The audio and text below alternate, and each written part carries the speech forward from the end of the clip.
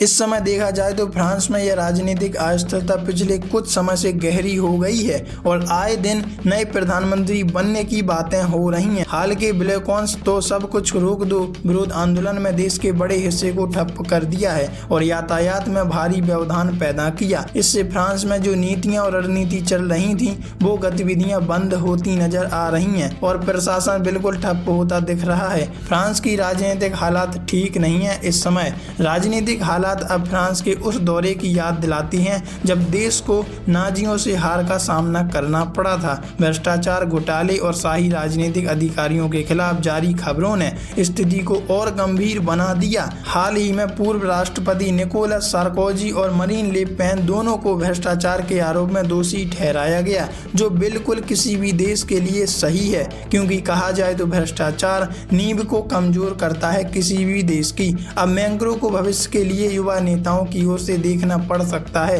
वे Gabriel अटाल जैसे नेता को आगे बढ़ा सकते हैं जो वामपंथी और दक्षिणपंथी दोनों के साथ काम कर सकते हैं, लेकिन इससे उनके आर्थिक सुधारों में कमी आनी तय है। या फिर मैक्रों को एक और चुनाव की